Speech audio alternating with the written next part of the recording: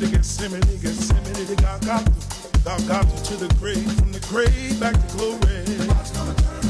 Glory to Gethsemane, Gethsemane to Golgotha, Golgotha to the grave, from the grave back to glory.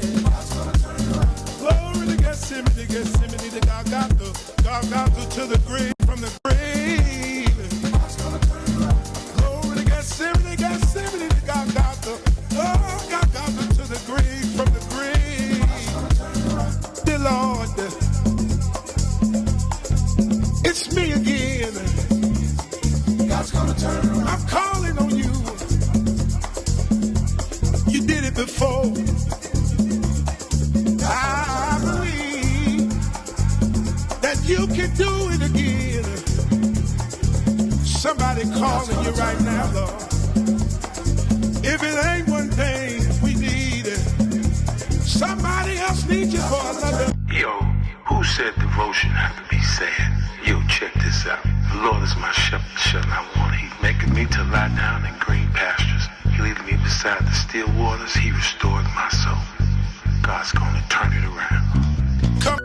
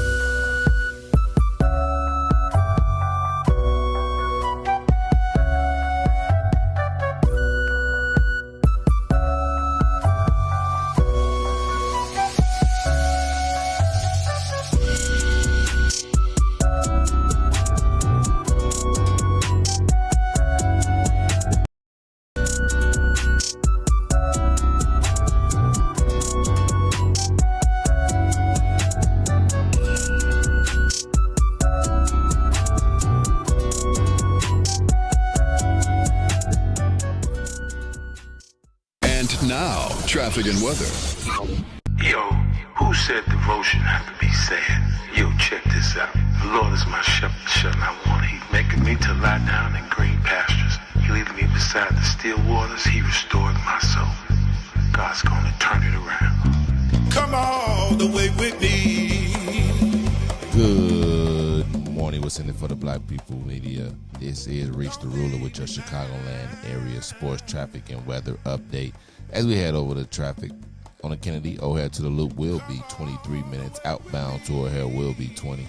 On the Edens, Deerfield to Exchange and back will be 29 minutes, while the Eisenhower is 30 minutes. Thorndale to the Loop, 26 minutes back out to Thorndale. On the Stevenson from I-355 to the Dan Ryan will be 33 minutes. Outbound will be 30, while the Bishop Ford is 32 minutes from I-80 to the Dan Ryan, 30 minutes to I-80. The Dan Ryan is 16 minutes to the Loop, 13 minutes to 95th, while DuSable Drive north and south is 8 minutes in all directions. Today's weather, it is currently 38 degrees. Today will be a high of 41 with a low of 36. Bulls get it done. They beat the Washington 111 to 115. Back to the Mays Jackson Show. To the grave, from the grave. Glory to Gethsemane, Gethsemane to Golgotha. Oh, Golgotha to the grave, from the grave. Back to glory.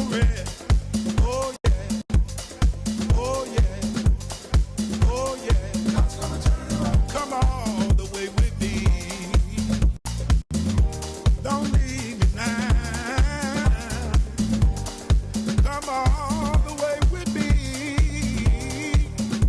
Oh, please.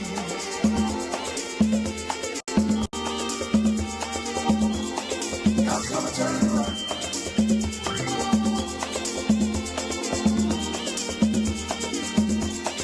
God's gonna turn it around.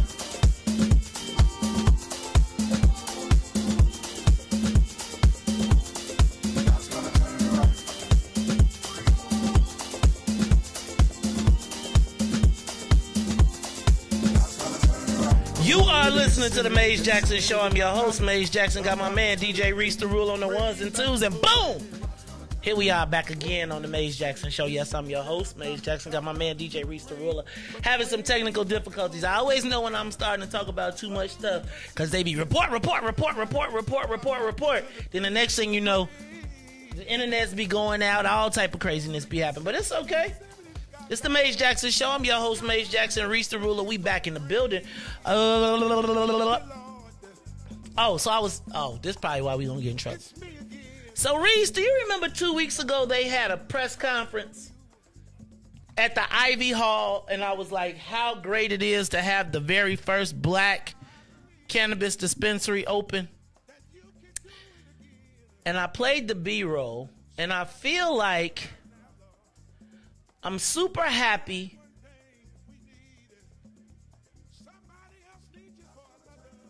I'm happy that a black cannabis dispensary has opened. But you know what I want to point out to the cannabis activists?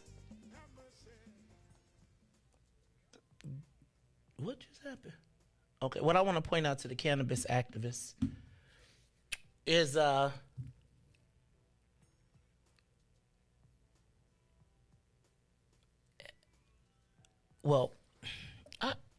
so Riis, I was watching Chicago Tonight last night, and they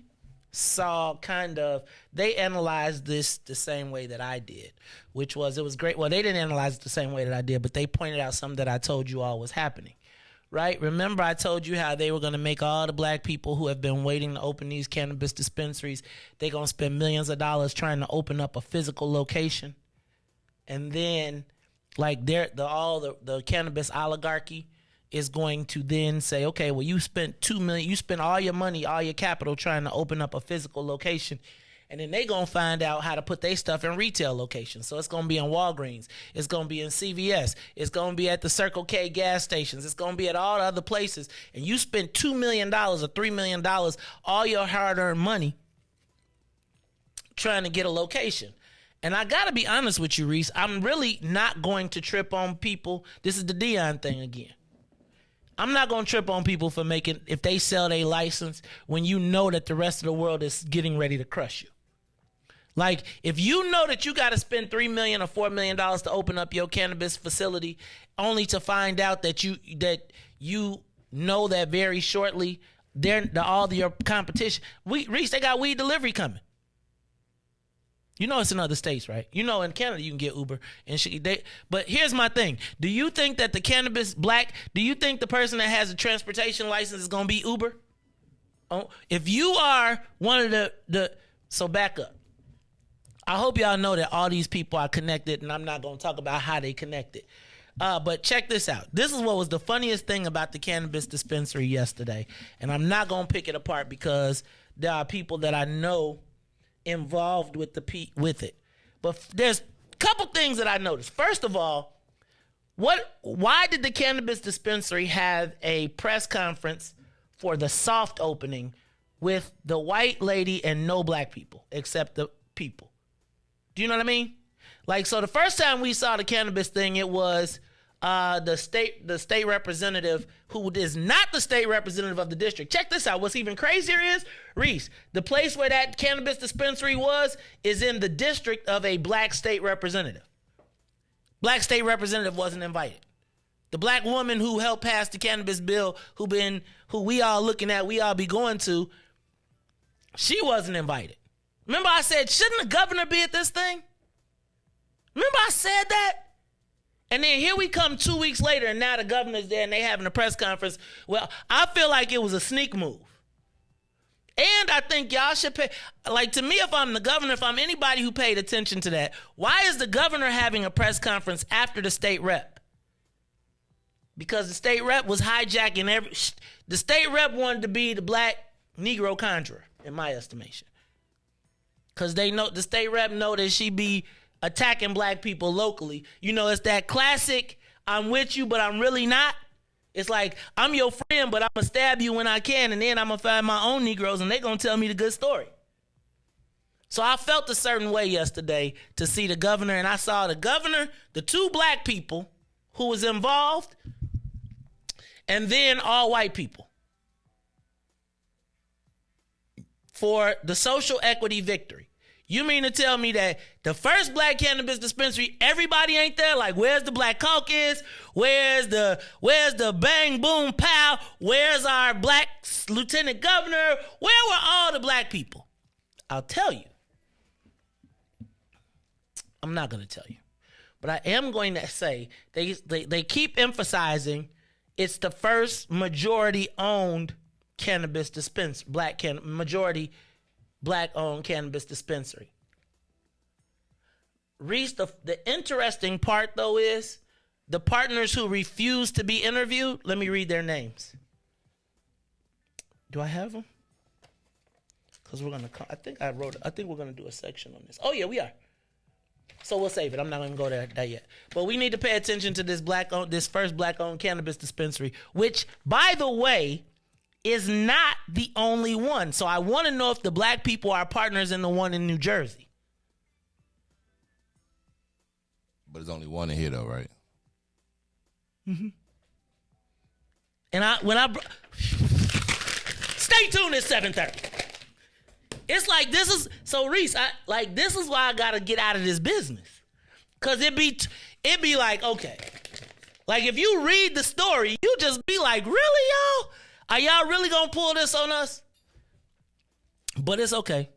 Because I'm not mad that the black people, like Riis, I think all the black people get licensed. They should sell them for the best price that they can, because in a minute, they're going to try and drive them out of business anyway. Riis, you spend $2 million and you can't grow your own weed, I'm going to just stop selling it to you. No. You can't get none. Unless they want that $3 million out of that $4 million. Hey, man. The only way you can stay in business, huh? Well, no, I think you sell it now and don't even try. Why spend the money to open up a dispensary when you know they're going to crush you? They're going to crush you. And it's like, now if I break this story all the way down, I'm going to be in real trouble. So I ain't going to even break it all the way down to the bare essentials. I'm going to just break it down on tier 1. Now, if you want to hear the tier 2 breakdown, that's probably something I should do on the podcast. No, I'll probably not, because y'all take the podcast. I might have to do tier 2 breakdown at a meeting, at a physical meeting. Why the other owners don't want to be interviewed? Because you might ask some other questions? Riis, I ain't going to lie to you, though. If I had a cannabis license and they came to me with the deal, I'm taking it. Riis, I'm taking it. And I'm going to say this. I'm not criticizing nobody else for not taking it. You know why? Because you either going to make $1 million or you're going to lose $5 million. Long term. Long term. It's like bleed you out. So I stretched you out. I let it go all the way to 2 years so everybody could get the premium locations. We get to sell it, and then the crazy part is, I ain't even go there. We'll talk about this at a little later time. It just be too much for me sometimes. That's why I got to quit this. Did you see the guy, the vice president of Mayor Lightfoot's handpicked vice president of Chicago School Board quit abruptly? Riis, you probably gonna get the president when Chewy come. Well, here's the crazy part, though. Let me tell you what's gonna be crazy. The mayor's chairman of, again, all the people that the mayor spent time courting and recruiting, and trying to put together the non-black coalition. Like all the people that she courted. Like she spent a lot of time with the Latinos. Riis, how many Latinos you think sticking with her? None. No, you got to do it right. Cero. Her school, look, come on, man. Chuy Garcia and Miguel de Valle was homies. They kick it together on the weekends. Yo, okay. But while I'm talking about CPS, let's take a moment to silence. The 15-year-old, I don't have his name in front of me, but the 15-year-old man that was shot, young boy who was shot outside of Michelle Clark High School. Tragic. Second one this year. They shot 2 other people were killed earlier this year. But what is it, 5152 West Harrison? Right off the E-way of yeah. Miami. And the principal at Michelle Clark used to be on the, he got put off the board. I think that's the one that got put off the board because he was like, hold on, excuse me. And shout out to, I don't know what they call that police board thing, the new thing that everybody is running for. Shout out to Tamiko Holt. Shout out to Meredith Hammer, who are both members of our organization who are also on the ballot. Riis, but our girl Ramel Terry, whose name I will not say here, that new police, I think they messed up. The man messed up when she picked the people she picked on this board because they are not going along. They like, hold on. What you doing with this gang database? We told y'all we ain't want no gang database. Every time something comes, they like, excuse me. And can I tell you what? If there is a person who will challenge the norms, it is Ramel Terry. And she does it in such a dignified way. So proud of our people. Right? You know, when I can't say who, but I just be proud to see the black, like to know that there are black people that are not going along to get along, that got the appointment, but then be like, hold on, but I got to do what's right. Not what you say. Don't want to cause no problems, but I am super excited you got to acknowledge, and it ain't just her, right? It's the whole board, which seems to be upsetting the status quo as it relates to the police. And I am just proud of them. Yesterday, 2,000 citizens inducted into the governor held after he left the cannabis opening, he went to swear in 2,000 new citizens in Chicago. People who went through the naturalization process, which I think is wonderful. I ain't gonna lie, Riis. Real talk, I have absolutely no problem with immigrants at all. As long as you do it the right way. Like, I truly believe there should be a path to citizenship for the people that are here. Now, if you snuck over here, you got to pay a penalty. Like, if you didn't do it, like, if you ain't have to show a visa like I had to when I go to Riis. If you go to Mexico, if you go to Cancun, you got to get a stamp. And they be like, you got 7 days, you got to get up out of here. So congratulations to all the new citizens who took the time to learn English, who took the time to study the Constitution, who probably know the Constitution better than regular American citizens at this point. Congratulations to all the new citizens. Give them a round of applause, Riis. All right. Former chairman of the Democratic Party of Illinois, Gary LaPel, dies at age 63. He was, before there was Tim Mapes, he was Madigan's chief of staff, then former senator. I keep looking at all of the stories about him, and they talk about how great of a leader he was and everything. Nobody talks about the fact that he got banished from the state of Illinois by Mike Madigan. Like, no, banished. Like, he told him, get your stuff, pack up, and go. And he went to D.C. Now, he was successful in D.C., but he thought that he was the chairman of the party. You know, like, he had the title of chairman of the party, but Mike Madigan was the chairman of the party. And he endorsed somebody that Madigan told him he couldn't endorse as the chairman of the party. So he had the title, and Mike Madigan not only cut him off, He sent him out of state. People don't realize, Riis, I told you that time I came to Springfield and Madigan was like, what are you doing here? I was like, in the bar? No, in Springfield. Fuck, you thought I was moving? Like Riis, he had a guy though that knew judo, so I don't think I could beat him. But I felt like, dog, I beat the brakes off your 70-year-old self. You better get away from me. Right? But he had a jiu-jitsu man with him. But it's like, like Riis. He walked up to me like, Riis walked over to my table. I was sitting there with my man. My other man was like, did he just do that? And I was like, this is how white people be walking around here. Like, what are you doing here? Did you, at the bar? I'm having a drink, mama. No, in Springfield. You mean the state capital? In free America? Riis, he banned dude. He banished him. Like, if you were to talk to Democratic insiders, they always be like, remember Gary LaPel? Remember Gary LaPel? Rest in peace, because he had a political check this out. His wife, he was the chief of staff for the Democrats. His wife was the chief of staff for the Republicans. They got married. Guess what they did not do to him? They did not hold his wife accountable for what he did.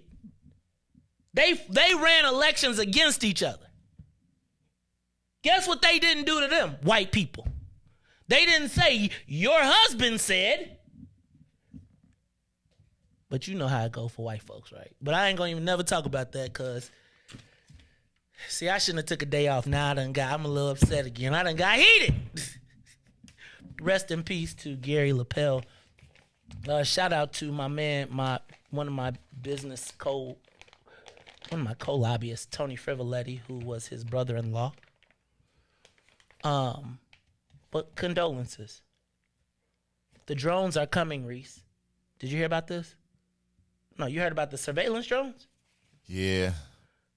They saying now, so there's a rule that says that police cannot operate drones outside of their line of sight, but now they're trying to pass a law that will allow them to Riis, do you know that a drone could be looking in your house now? It could be sitting in your, like it could hover above your party. It could take all the license plates of everybody that come and go to your house. It could record in your crib. I'm not with it, Joe. I'm not with it. We need an anti-drone law.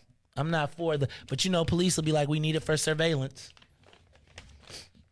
For our safety. Oh, Lord. And then last one. Alderman Leslie Hairston. I don't know if you saw this story. The mayor offered her to be the chairman of the ethics committee. She refused. It's pretty funny, interesting. You should read the article about Leslie Hairston. She was like, the city council has an opportunity to be free, but they will probably just jump back in line with the new mayor. Like, I think the new city council should, she said, we'll have the most upheaval ever, but people tend to fall in line. She said she was not a product of the machine. The challenge is, though, have you been to South? Like, she got she's got the tale of two wards. She got the Hyde Park, the Hyde Park / she has the Hyde Park / University of Chicago part of the ward. You know what that look like, right? Y'all been to South Shore, though? You know what Hyde Park look like? Yeah. Okay. You know what South Shore look like? Over East? Let me say it better for you. Over East? I know what that look like. Over East? Know where that jewel is on Stony Island? Been that jewel? It's a tough jewel, bro. Tough jewel. That's a Jules. That ain't a jewel. That's a Jules. That's a Jules. That is not Jewel. And then they opened up the other joint where they was excited to have it, but now they saying that the people who opened up in the old, remember they didn't have a grocery store for a long time over on the east side. Now they saying the people, I'm getting stories from people saying they getting jacked in that grocery store. They said it's like a large convenience store. But we got to take what we can get. You know how it goes for the blacks. Let me see what else I got. That's it for my headlines, Reese. So look, it's 7 o'clock already. So let's do this. Let's take a quick break, and then we're gonna come back. I'm gonna hit the social media question of the day, and then we're gonna talk the headlines. It is the Maze Jackson Show. I'm your host, Maze Jackson. Got my man DJ Riis the Ruler. We'll be back after these messages. The Maze Jackson Show will be back after this break. Hey, Chicagoland, all roads lead to Solo Beauty Supply, the largest black-owned beauty supply in Chicago. We carry a large selection of natural hair care products, plus much more. So come see us at one of our two locations, located at 9011 South Ashland or 8158 South Cottage Grove. Our inventory is growing, and with your support, Solo Beauty will continue to be a source of pride in our community.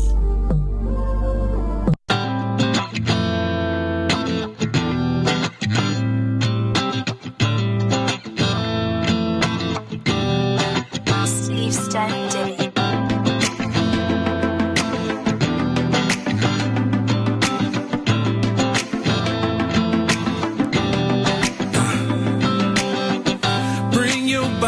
Here to me, always sexy as can be, watching every move you make, no more dreaming about today.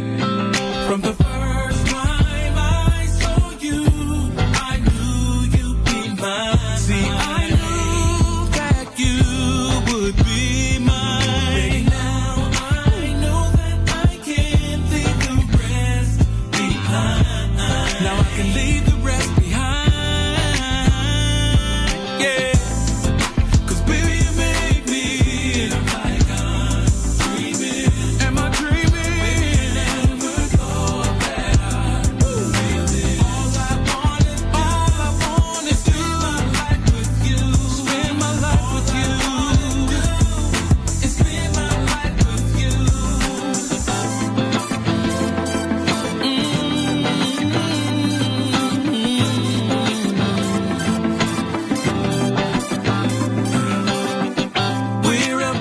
Set it off. See, we don't need no clothes at all. Your private invite to this party. I'll be all night catering to your body. From the first time I saw you, I knew you'd be mine. I knew that you would be mine.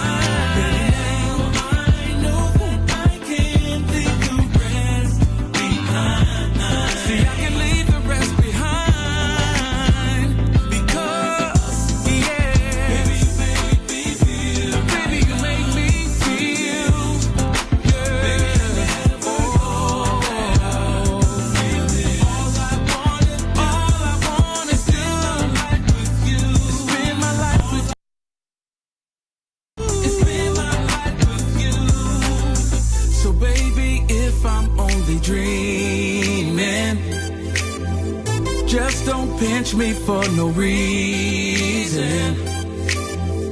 Please leave me here till forever. But baby, just don't tell me that the feeling that I'm feeling's not real. Baby, you make me feel. Baby, you make me feel. Yeah. Baby, you never go. And I would never go. All I want is to spend my life with you. All I want is to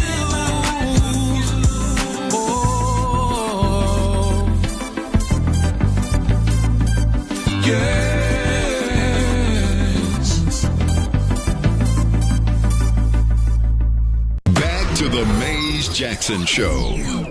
You are listening to the most dangerous show. This is What's in It for the Black People Radio. Maze Jackson. Maze Jackson, the most vociferous advocate for black people in the world. Yeah.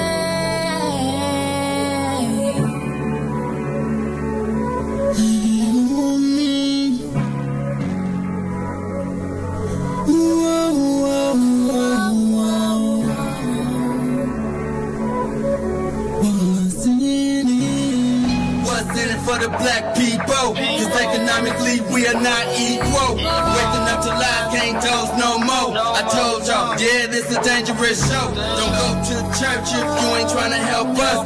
Don't even try to be around and can't protect us. We see the lies, not other politicians. We need money and no symbolism. It's Mays and Riis and Ruthie and Ty, explaining how we all come from God, giving us tools to beat the odds. If we united, our movement gon' stop. If they ain't trying to help us, they ain't trying to do nothing. We gotta do something, we gotta stop running. It's time to confront the problem. Really, you expect you oppressed, it's all wrong.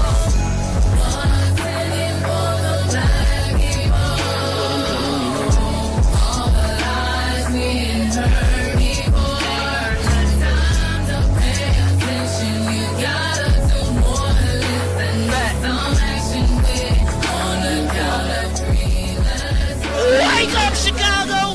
Wake up, world. This is the Mays Jackson Show. I'm your host, Mays Jackson. Got my man DJ Riis, the ruler, and Riis. The gremlins and the trolls been messing with us a little bit, so we a little bit behind. You know what I forgot to do? I forgot to say what's up to everybody from WBGX 1570 AM. That's right. Shout out to everybody from WBGX 1570 AM. You can catch us every day, Monday through Friday, 6:30 to 8 AM, 872-259-7474. Now, you could do like Sister Zakia and check us out on the TuneIn app.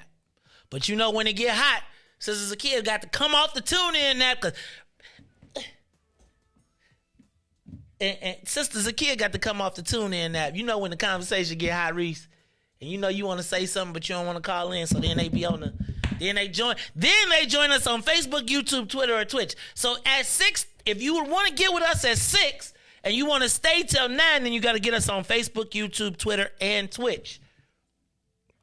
Just put Mays Jackson in the search bar. You can get us every day, Monday through Friday. You can also give us a call, 872-259-7474, 872-259-7474. Riis, what you know about Van Jones? Nothing at all. Okay, so Van Jones is the black man who comes on TV and cry on CNN all the time and cries. Like, so, you know, I just feel like our democracy was set. Okay, but a lot been going on, Riis, with this whole anti-Semitism thing, right? And I really feel like it's a conversation that we need to have. So a couple things happened. Well, let's back up.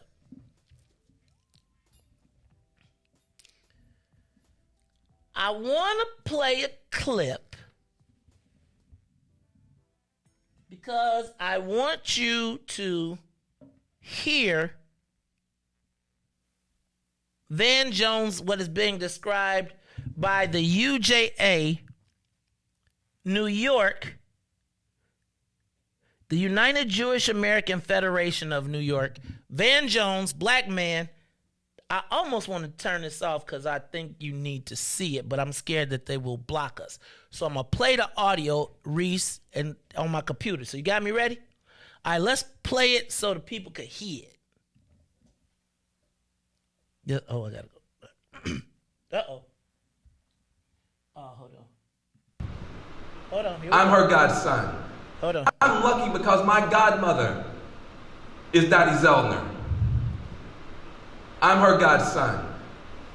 And Dottie Zellner was one of those crazy Jewish kids.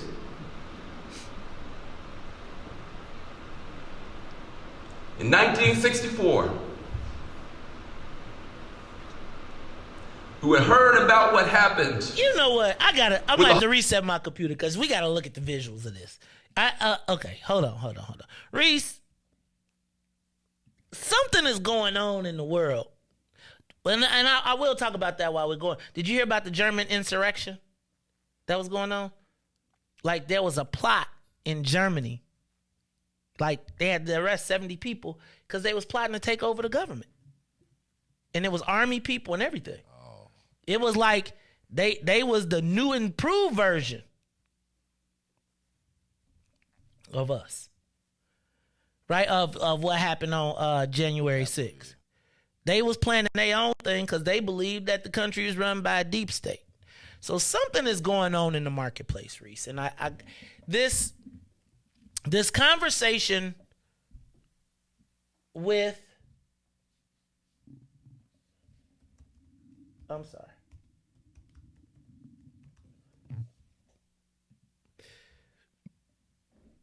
There's a dialogue that is happening around us, about us, but often without us.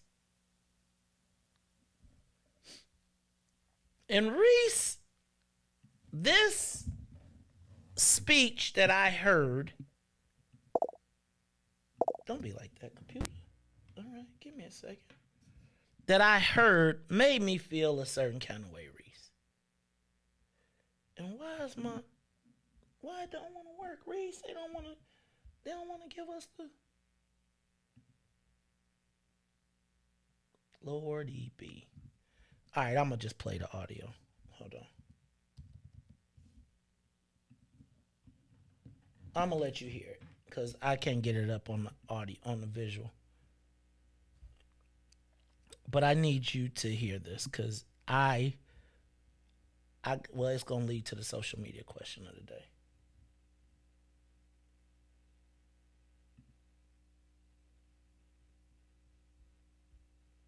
What the hell just happened?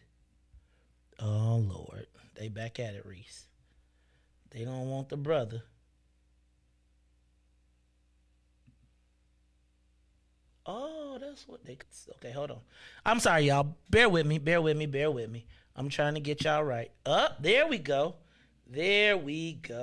All right, that's what I'm trying to get. That's exactly what I'm trying to get to. Let's get to Twitter. Now take me to Twitter, people. Okay.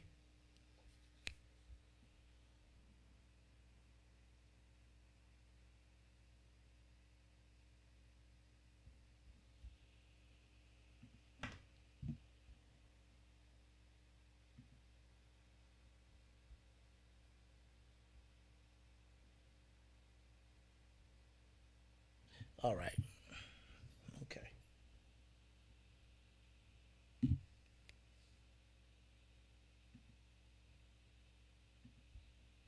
Okay, here we go. Hold on. Now, let's give me some audio.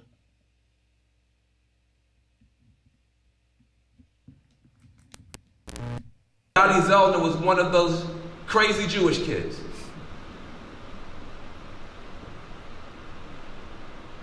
In 1964, who had heard about what happened with the Holocaust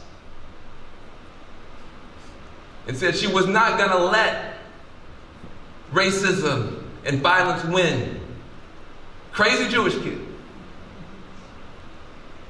And she was a member of the Student Nonviolent Coordinating Committee. SNCC. Black and white kids who decided that they were going to risk their lives and go down south and break the back of Jim Crow. And my godmother was the one that they picked to do the picking. They trusted her so much.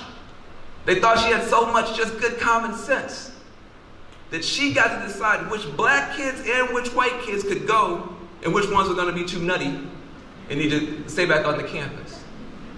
That was my godmother. She still got good sense. And she buried her friends. 2 Jewish kids and a black kid got murdered that summer so that we could have a real democracy. We had 300 years of slavery, 100 years of Jim Crow terror, and a bunch of crazy black and Jewish kids went down in one summer and broke the back of Jim Crow. The light that we don't talk about. And because we don't talk about it, then the haters say whatever they want to. And it's time for us to tell the truth. The reason this country is a democracy at all is because black and Jewish people have loved each other and helped each other and supported each other and stood up for each other. That's why you have a democracy here. because the best in your community and the best of our community stood together. That's why you have a democracy here.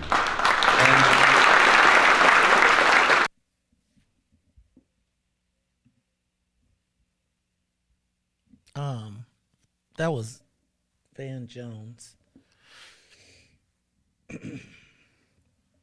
Oh, that's not the part I wanted, though. That's really not the part that I wanted.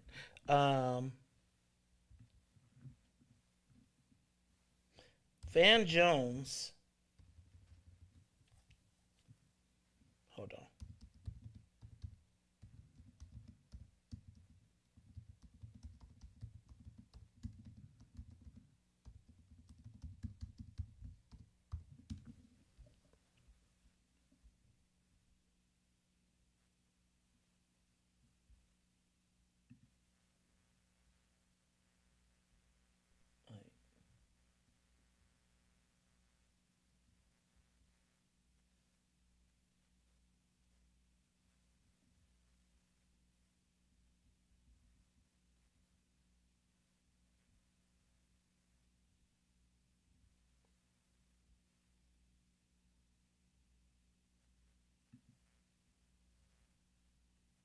Okay. So that was Van Jones yesterday.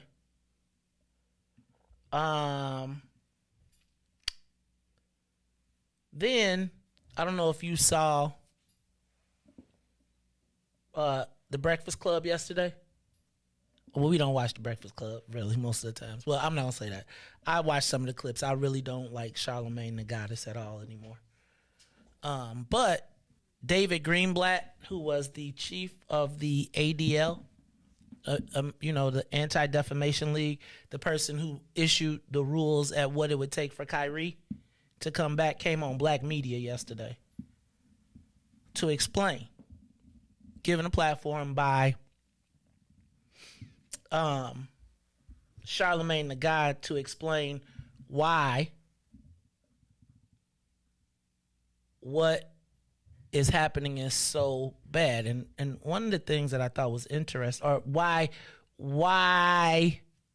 he tried to explain black people and why they felt like the media was controlled by by Jewish people.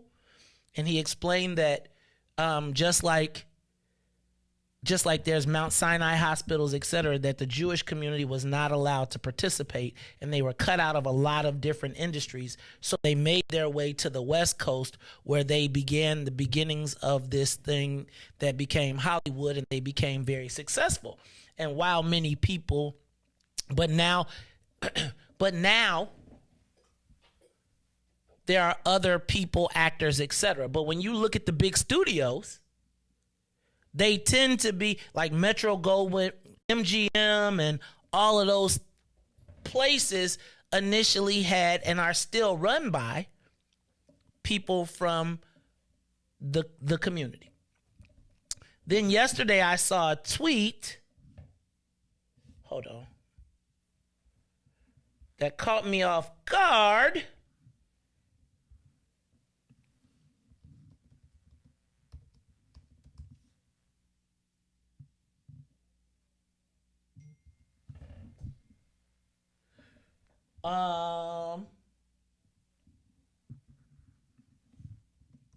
From our Pastor Chris Harris in Chicago, that essentially said, dang, where did it go? Come on, Maze. I had all this stuff lined up.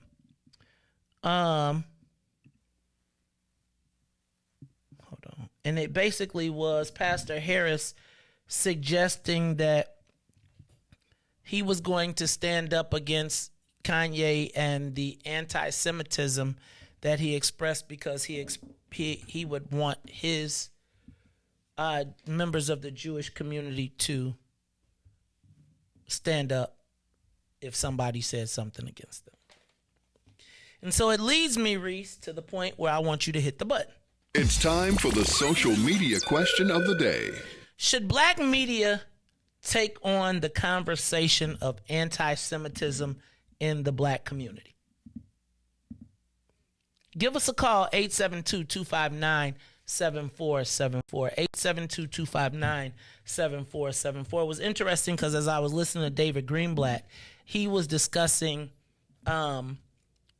Judaism and it being a culture, a religion. He said it was three things. It was like a culture, a religion, and you could be in or out or whatever. But then one of the things that he talked about was the Hebrew Israelite community, the Jewish community in Israel. But you realize that the Jewish people in Israel said that the black people there are not Jews. Jewish. Whatever. And so, Riis, I want to know, is this a topic? I'm not being I don't want no problems. But I wonder, is it the job of the black people, of us, to take on this conversation of anti-Semitism in our community? It seems as if the conversation is one-sided. And one of the things, so it was interesting because David Greenblatt also brought up the Hebrew Israelites, who I am trying to get on the show. I've been in conversation with them. But you know what he used as the excuse as to why he said that he used the fact that two Hebrew Israelites were part of a killing of a Jewish person 2 years ago. So obviously, Riis, this conversation is tough to have. But I wonder, is it our job, is it the job of the black media to have the conversation? Because what I notice is everybody runs from it.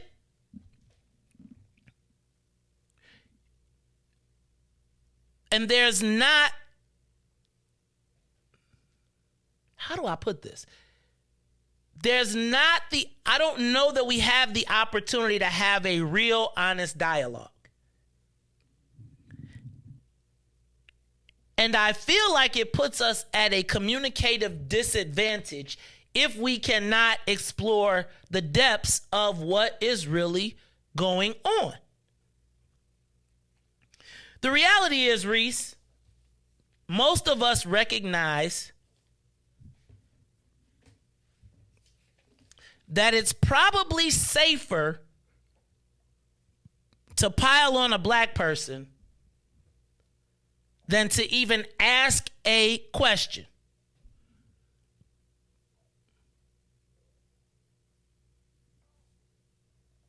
And I want to know, give us a call, 872-259-7474, 872-259-7474. Can we have, how do we have an honest dialogue without being labeled or branded? I told you I was in Houston trying to do black business when a black businessman said, Mays, you got to get this cleaned up. You need to hire somebody to get this buried. You know what they wanted to get buried, Riis? The fact that we were calling for the picture. Remember when I took the picture of being out with Tyrone, Mark, and we said we want an office of new black Americans? Right? And it's very similar to the office of immigration. They took that picture. They put it on the Sun-Times headline, which they told me they were going to do as part of a threat to make me stand down in having these conversations. Like, I felt like it was crazy. The Chicago Sun-Times writes a whole editorial about a Facebook post, a conversation that, and I don't know how do we have this conversation with all of the knowledge that we have. Like, there was a time when KRS-One would say, when you repeat this fact, they can't laugh at you. Well, now now people in general can erase our history, rewrite it, or reposition us in it to a point where we can't even talk about it. And now we are finding ways to, it's almost like you get points. How do I put this? You get points for not, you can be rewarded almost for not standing or not speaking. Or is it our job to provide platforms? I believe it's our job to provide understanding, to try to create a dialogue. But is there a desire to have a dialogue with black people, or is it a desire to subjugate black people and make them buy along with the narrative? I gotta tell you, I take a little umbrage with Van Jones saying that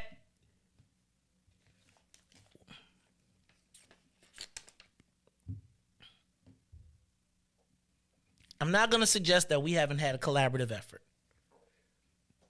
It's kind of what I said in my apology letter. Remember when I had to write the letter to apologize and be like, I'm sorry, and da-da-da, right? And as the people were trying to force my hand,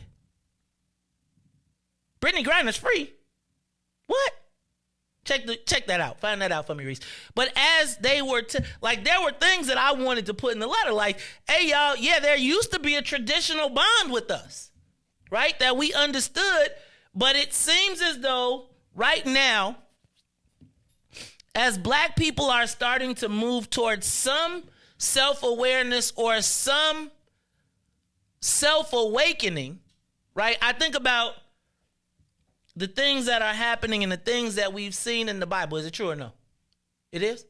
She out? Oh, man. All right, so we're going to have to get to that in a minute. Can we have an honest dialogue? Like, Riis, I remember during the time I was trying to hire a media consultant. And you know what, as I was trying to hire the media consultant, they tried to tell me I needed to apologize to the media consultants before they would help. Obviously, the biggest elephant in the room is and I was like, family, what? How do we have this dialogue honestly? Is it even possible? And does anybody really want to have the conversation? Give us a call, 872-259-7474. Why are you laughing? What's so funny? Hey, you know what they did, right? What? They gave up the merchant of death. Oh, yeah. Hey, man, that's thinking about you saying you gonna give up the merchant of death. He about to go kill so many more Africans. Okay. That's all right. So give us a call, 872-259-7474. 872-259-7474. Like,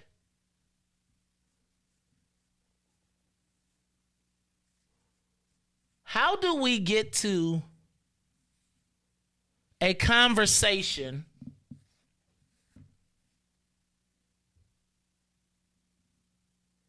that addresses real issues? Riis, my daughter just read the Ta-Nehisi Coates article about the case for reparations. I don't know if you read that, but that was like one of the biggest articles that took off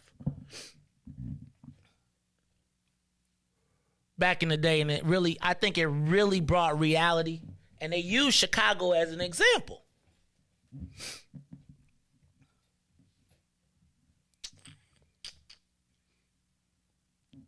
And when they talked about how we got played and how our houses were bought on contracts and just a lot of different things, there were a lot of people that participated. From interest rates to all of it, and nobody is allowed, and we don't get to talk about it. And I'm wondering, what is the venue? What is the platform? How do we get to a real dialogue that can be an honest conversation? Because I feel like what we're going to continue to see, Riis, is black people leveraging Kanye, leveraging Kyrie, leveraging all of those to create additional opportunities. Right? Like Van Jones don't care about what you thought about that. You know who he thought about? The people he was talking to. Because guess what? You as a Negro can't do nothing for him. What you going to do? And you become rewarded for slapping down your own people for others. How do we have this conversation without being labeled, without it being like, how do we dispel misconceptions? How do we decide what are tropes and what is truth? Are there any historical things? How do we get to a clear understanding about the origins and who, what, where, when, and why? Without the simple, easy, let me just body slam you and throw you and call you anti-Semitic. If I'm misinformed, show me how I'm misinformed. Don't just say, those are tropes, those are things. Show me where I'm messed up. And let me show you where I see the involvement.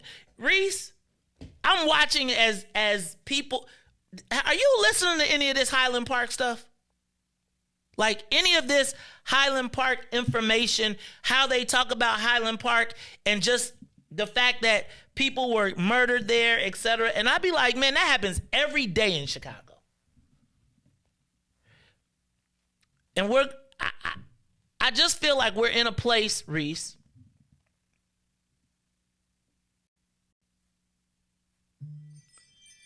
where I honestly feel like the way that these conversations are happening, it looks like I feel bullied as a race right now. I feel like bullied to the point where, Riis, I just feel bullied. And I feel like where we need to be is in a place where we can have a conversation, not hurling insults, but please help me understand, how did contract housing work? Who thought that was a great idea to sell a person a house without a mortgage, and if they miss a place, take the house from them and start all over, even if they went 30 years with paying every payment on time? That's cool? When you look at our trajectories and legacies, I don't think that there is any marginalized group in the United States that has not used black people as a stepping stone. None. There is not an immigrant community, maybe not the Polish. But who has not looked at black people, seen us as a stepping stone, created wealth off of our being down so bad, in a way that makes us think that we're friends. How many people you think Wally at the corner is their boy? Or Eddie? How many times do Eddie come in your room, shake your hand, you go into the store, he be like, what up, what up, what up? You know, he be like, hey, bro, you see the new da-da-da-da-da? Talk your language, talk your rap, talk your thing. He'll even come to your parties with you. But he going back to his own neighborhood. And Eddie, as cool as he is with you, Riis, guess what he's selling you? Heart attack food. Riis, he going and putting the food on the ground, bringing it up to, and it's not, it's been that way.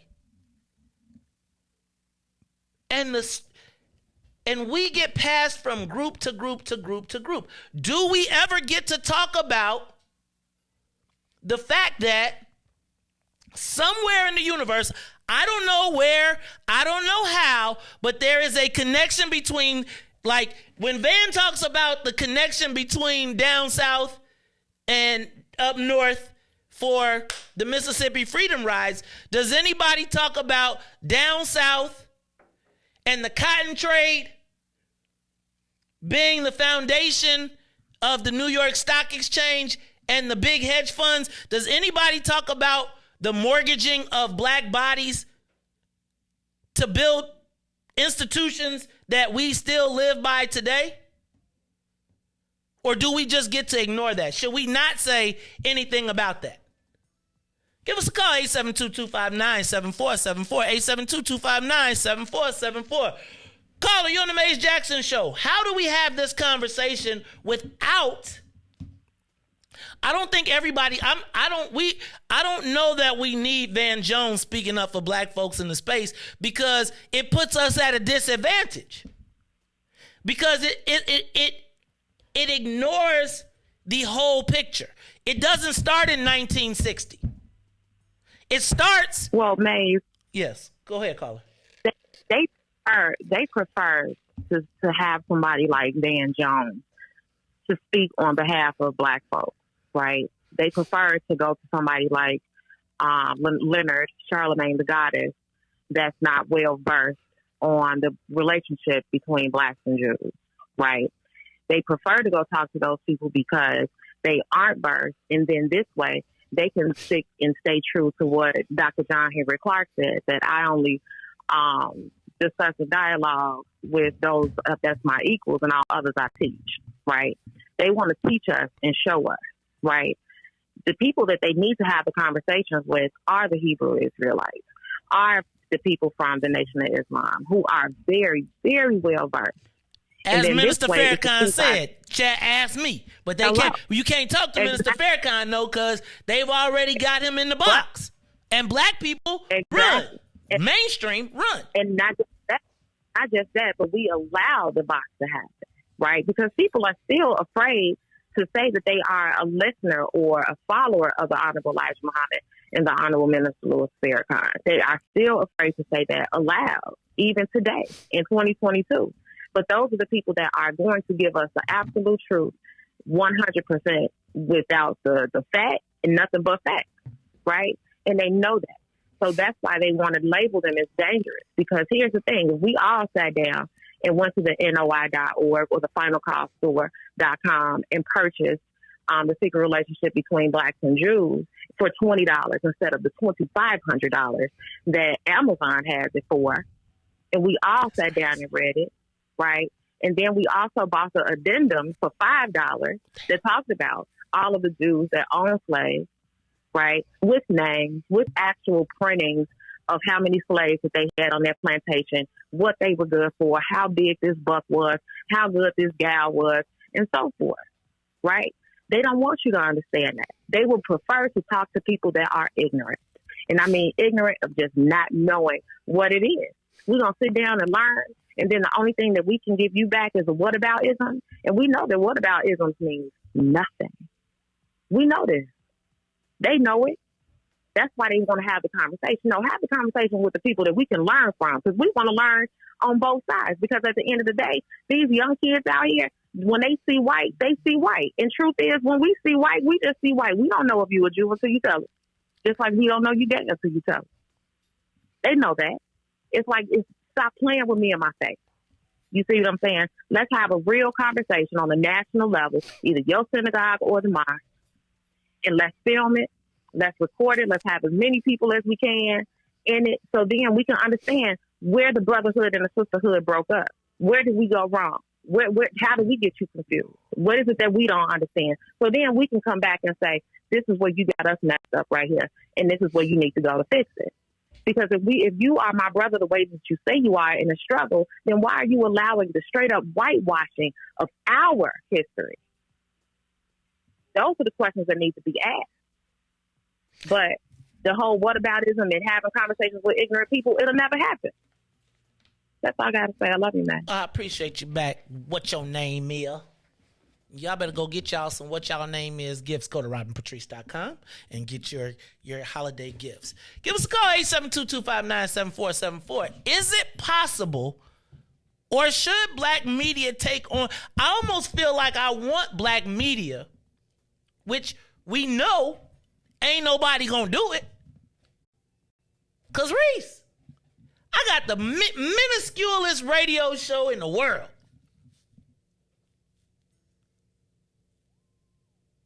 Same people writing letters telling people to have abortions. Like, I'm like, but ain't nobody, like, same people, same neighborhoods. When our kids are in Skokie, got nooses hung, it's only Tyrone Muhammad. But everybody else writing press conferences. But when it's a noose at Obama Center, at the blackest joint, the black people got to take racism classes? So wait, a noose in a predominantly white school, we'll call it that, in Skokie, hangs a noose. The black kids got to have Tyrone Muhammad come up there. And ECCSC. The Obama Center, in the heart of the black community, has a noose, and even the black people got to take racial sensitivity training. How do we have the conversation, right? Like, and at the same time, you can be having this conversation, you can be calling people out while making money on an industry that you are, Riis, we are systematically being excluded from cannabis by a cartel. I don't know what kind of cartel, but I know we ain't got them. And then when I get to this story about 730, we in the cartel. To get in the cartel, fam, look at who the people are. Go to the live line. Call you on the Mays Jackson Show. How do we have this conversation? Honestly. Hallelujah, greetings, y'all. This is Mama D here. Hey, Mama D.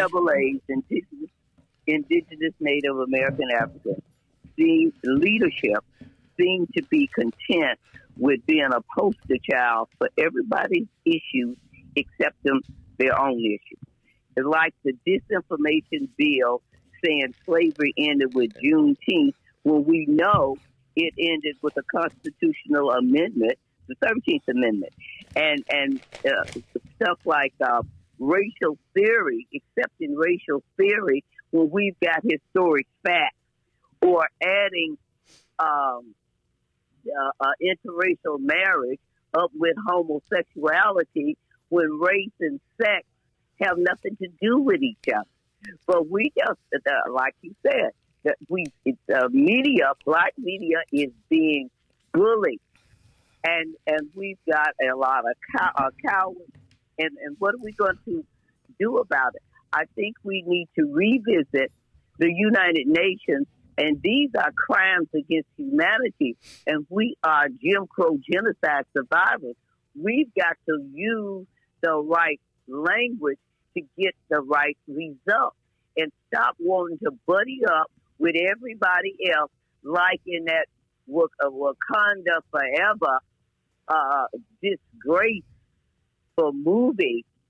I mean, they could have at least let let us have a black hero that controls the sea as well as the air. They could have made him black instead of Latino. They could have given us that much, but they didn't. But in conclusion, I think the solution is we've got to revisit 2015 to 2024 when the United Nations designated a decade to deal with the police killing of black men and boys, not black and brown, but black men and boys, disproportionate arrest, which vaguely Trump dealt with that second chance bill that he got through, and massive school closing. They took testimonies at Chicago State University, and we have got a 22nd anniversary coming up on March 25th as the International Day to deal with, that's called the International Day of Remembrance for the victims of slavery and the transatlantic slave trade. It's been almost 9 years, and no leadership have said anything about that decade. That would get us the attention that we need, but they keep telling us, well, the United Nations don't have no power. It had the power enough to give the Jews a state and pay them reparations every hour on the hour. So, what do you think? How do we get that delegation of a few people to go to the United Nations and deal with that decade? So, thank you, Mama D. I think the key is, who are the people, right? Like, who? I don't know who you say. Like, let me back up. We got to figure out who are the point people on this conversation, and I think we need to spearhead the dialogue, right? I feel like I want to, Riis, one of the things I love about the show, that after that whole brouhaha, I have been reluctant or remorse or hesitant to just discuss. Like, what I love is people who I could just have a conversation with and be like unclear, or be like, correct me, but this is what I see, this is what I feel, this is what I know, right? Or this is what my experience has been. Is that different from yours? Then tell me. But don't castigate me and be like, okay, you're this anti such and such when family. I got friends. I got family. I have people that are but when we have a conversation, I'd be like, dog, it's hard for me to ignore the fact that if I know that if you take Riis, the slave tour if you do the walking tour of slavery in New Orleans, it is almost impossible to ignore the connections. And when you know that the New York Stock Exchange initially was founded on the cotton trade,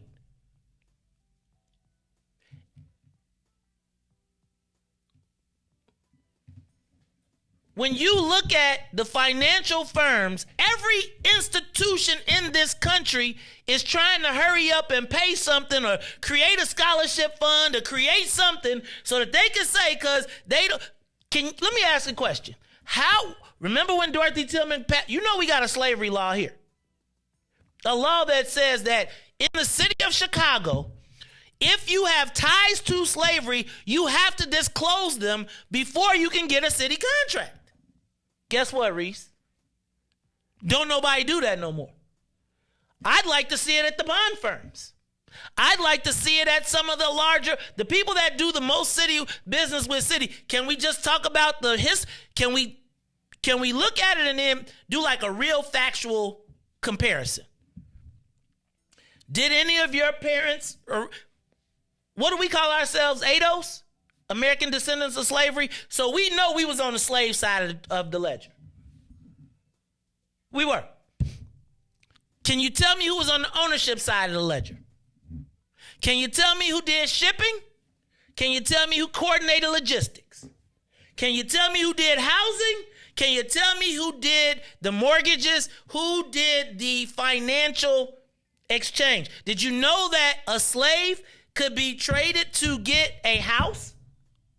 Did you know you could mortgage your slaves for money? And if you didn't pay the debt, they came and picked up the slaves? Who put that together? And then who marketed it and who financed it? I'm not saying anybody, I'm not claiming any.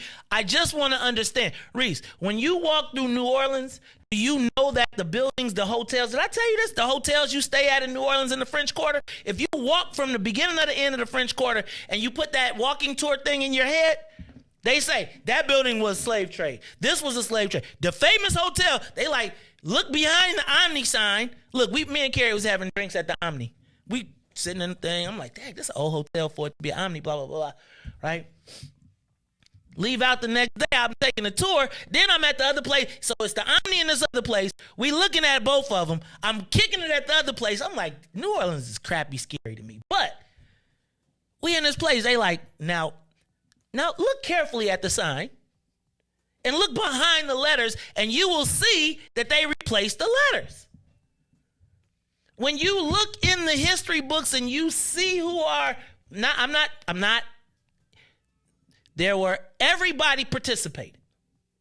But I don't think our history starts in the Mississippi Freedom Rides. It doesn't. The relationship does not start there. And it's like people want to pick the starting point and be like, don't look at nothing else back there. And I am just asking, right? Like, how do we have an honest conversation with people we trust to have the conversation? Riis, the worst person to have a conversation with is somebody who agrees with everything you say to me. I really don't like those. Like, when it's employment, that's a different thing. But when it's, right? Like, but even in employment, I want you to challenge me. I want you to be like, man, this will make us better. Did you think about doing it a different way? And I just don't know how to get there. Because I was watching Charlemagne yesterday, and I was like, man, Charlie, you just going to let this dude go on and go on and go on and go on? And everybody tells a favorable tale of themselves except us. Man, Joe. It's the Mays Jackson Show. I'm going to take a break. Because how did I get 8:55, 7:55? What? Oh, Lord, I got to stop having these tirades. All right, y'all, it's the Mays Jackson Show. We're going to take a quick break. We'll come back, and then we'll do our thing. It's the Mays Jackson Show. The Mays Jackson Show. We'll be back after this break.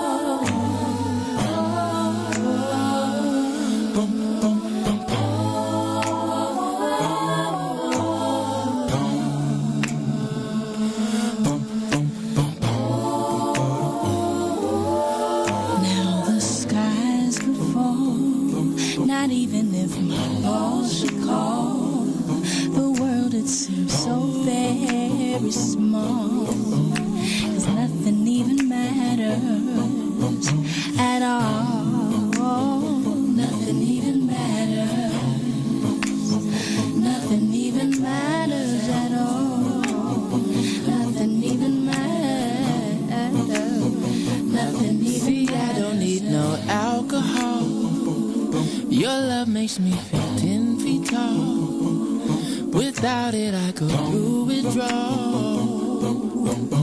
'Cause nothing even matters at all. Nothing even matters. Nothing even matters. Nothing even matters. Nothing even matters. These buildings can drift out to sea, a natural catastrophe, but there's no place I'd rather be, 'cause nothing even matters to me. Nothing even matters. Nothing even matters. Nothing even matters. Nothing even matters. Nothing even matters. You're part of my identity. I sometimes have a tendency to look at you religiously. Yeah, 'cause nothing even matters to me. You are listening to the Maze Jackson Show. I'm your host, Maze Jackson. Got my man DJ Riis, the ruler. Yes, Riis, it is true. Brittany Griner has been released from Russian detention.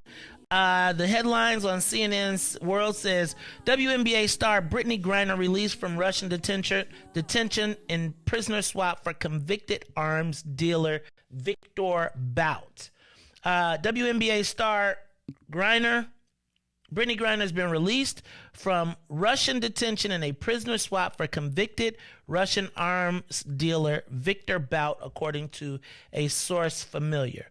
Bout, nicknamed the Merchant of Death, is a former Soviet military officer serving a 25-year prison sentence in the United States on charges of conspiring to kill Americans, acquire and export anti-aircraft missiles, and provide material support to a terrorist organization.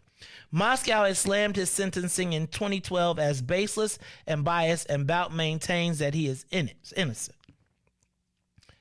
Now, the swap did not include another American that the State Department had declared wrongfully detailed, Paul Whelan.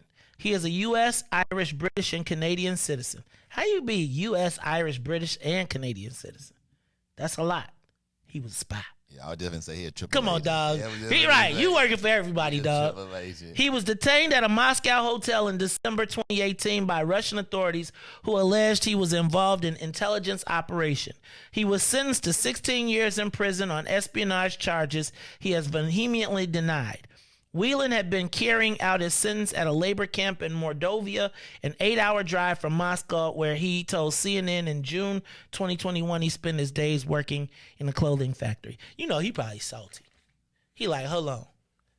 I've been here since 2021. She been here 6 months, 9 months. She gone home because she a hooper? And y'all traded the Merchant of Death for a basketball player? So you know what's finna happen, right? He finna sell all the secrets. He finna say, release me up under your cottages and I work for you type stuff. I already worked for United States, Ireland, Britain, and Canada. So you know I know something, yeah. Man, Charlie. Congratulations to Brittany Griner. Congratulations to Brittany Griner. Let me just say this. Not blow up. Yay. Go ahead. You forgot which one it was.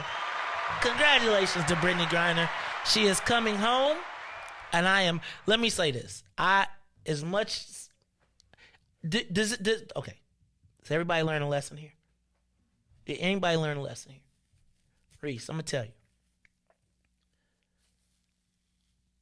Last trip I was on, like the last international trip I was on,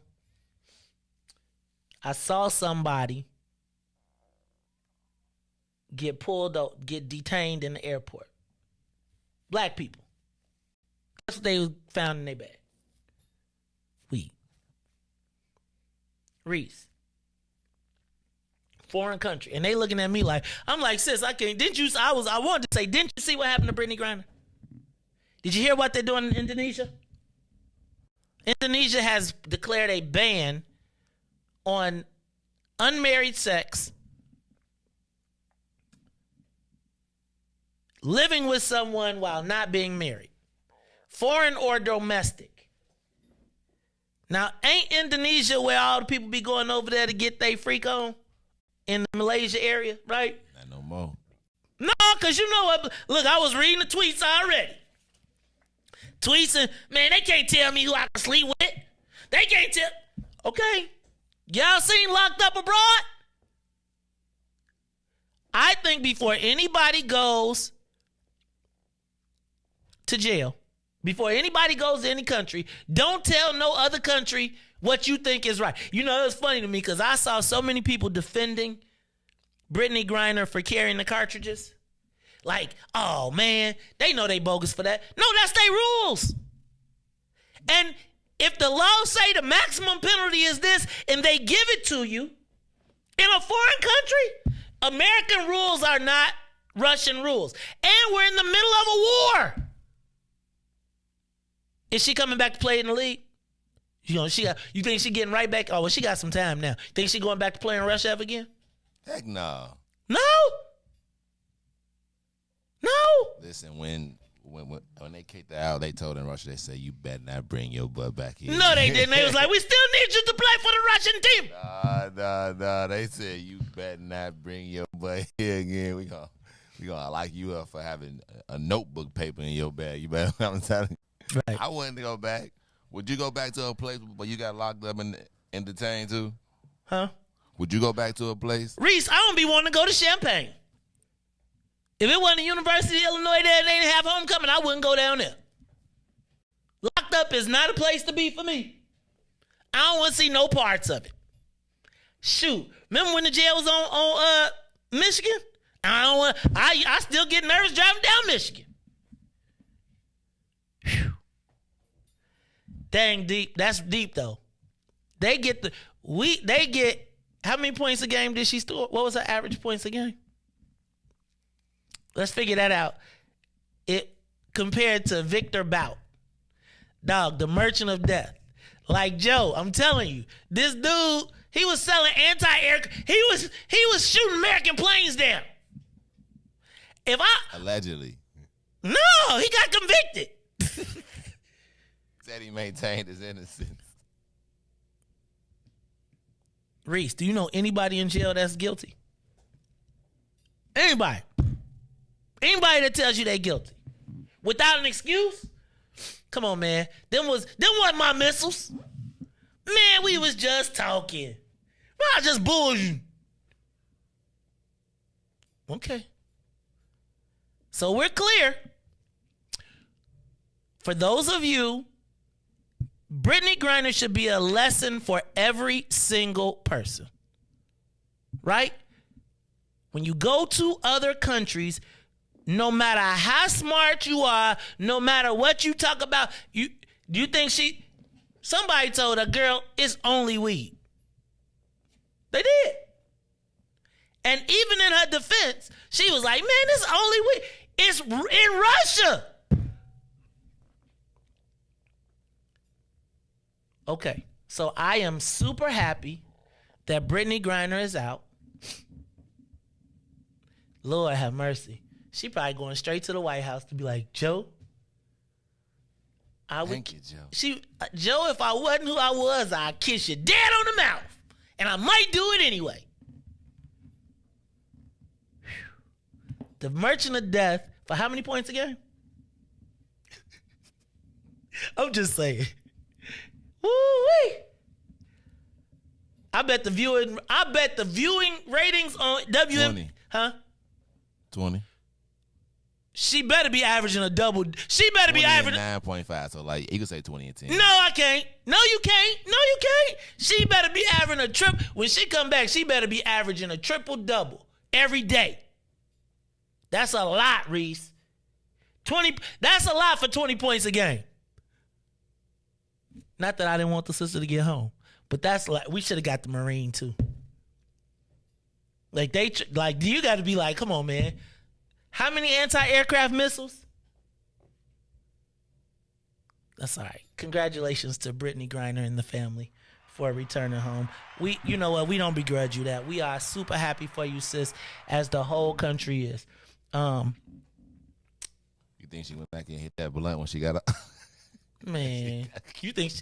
Not there. I bet she ain't using no cartridge though. I bet when she get back to Arizona, she about to be on a farm. Man, please.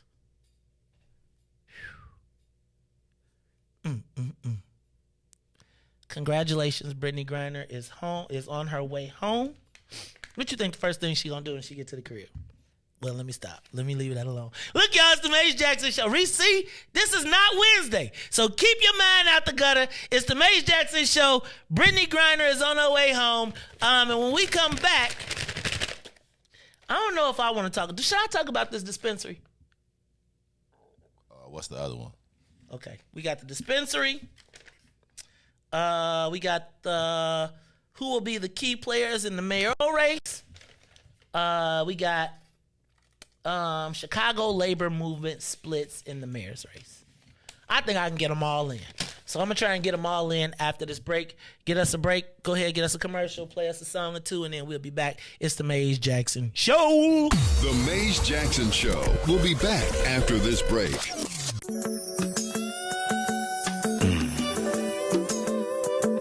You sure looking good tonight, baby. I just wanna, oh baby, I just wanna make sweet love to you tonight, baby.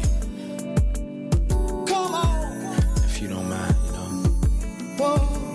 Whoa. Let me tell you. Hey there, sexy lady of my dreams. Can I have you here with me? I just wanna love you down. Yeah.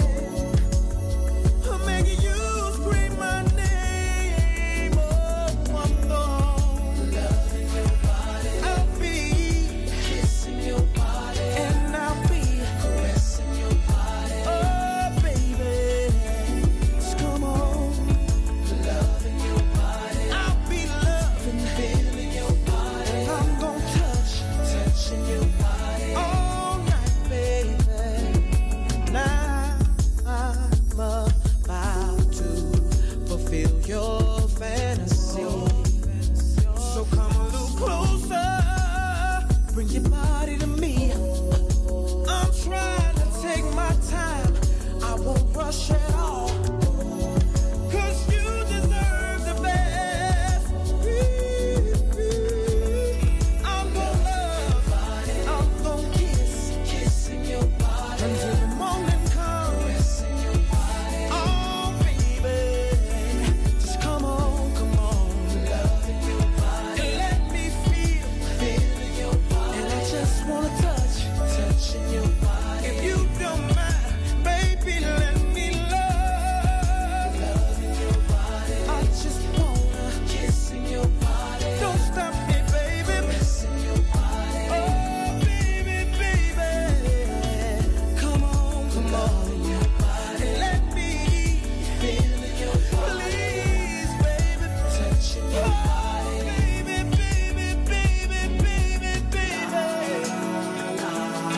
La la la la.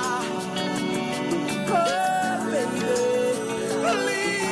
Please. Oh, please, baby. We gonna get it on tonight. Let's get it on. Get it on. I wanna love.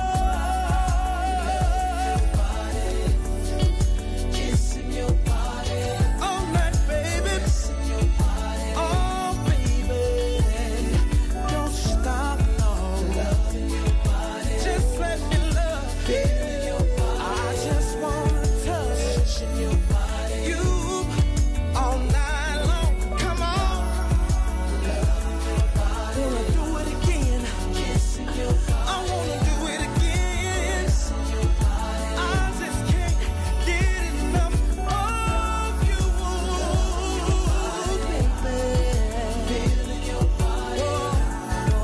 Touching your body. I just wanna feel you tonight, babe. Can we make sweet love? If you don't mind, sip a little wine, spend a little time. Ooh, I wanna make sweet love. Ooh, I wanna make sweet love. Ooh, I wanna make sweet love. Back to the Mays Jackson Show. You are listening to the most dangerous show. This is What's in It for the Black People Radio. Mays Jackson, the most vociferous advocate for black people in the world. For Ruthie Moore, for Ty Stroger, I am the host of the Mays Jackson Show, asking every single day, what's in it for the black people? And if you don't like it, you can still tell them Mays said, Mayor Lightfoot, man, we ain't accepting that. We ain't accepting that. Let's go. Yeah.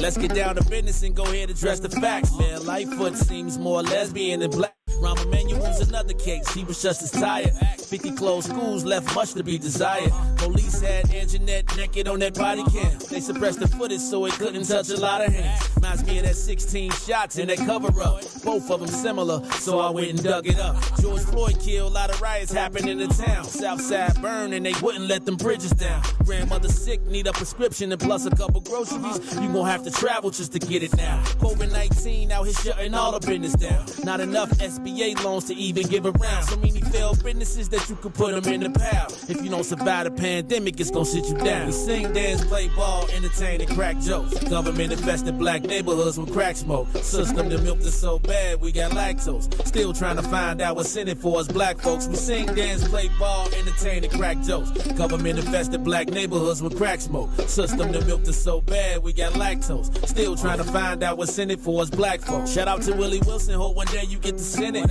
We need some different players in the game to handle business. Too many shady characters like Madigan and Blago. But when you really break it down, it's typical Chicago. City full of gangsters, it's what the land was built on. Same streets with hood legends, DNA get spilled on. Carjackers out here lurking, trying to get they steal on. Looking for a block to put them Hellcat wheels on.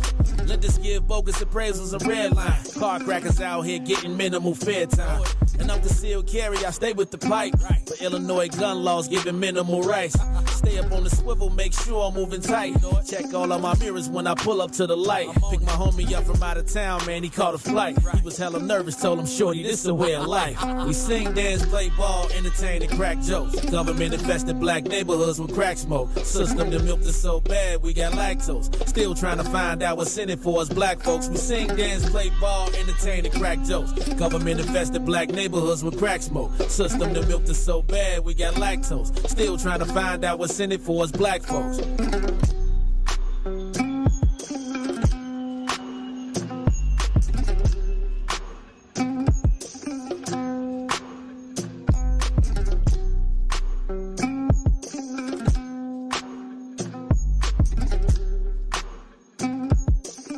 Wake up, Chicago! Wake up, world! Can y'all tell how I feel? I'm glad I'm back. I feel energized. Dang, man, y'all bombarded me. Okay, I gotta give a plug. Let me give a shameless plug. Excuse me, to Rep. Curtis Tarver on why he didn't vote for the Safety Act trailer bill. Y'all, okay, so there's 3 legislators in Springfield that I think, like if we had a Chicago version of the posse, they would be them. It's Representative Curtis Tarver, Representative Cam Buckner, and Representative Lamont Robinson. Them 3 are some rebel rousers. And Riis, you know they was trying to change the Safety Act, right? As a matter of fact, Governor Pritzker made changes to the Safety Act, and then yesterday they signed it. They voted and passed it in veto session and signed it. Rep. Tarver, and you know Rep. Tarver is like, he act like a Q for real, man. You know, it's a Q contingency down at you. It's a Q contingency down in Springfield. Him and Lamont is a Kappa.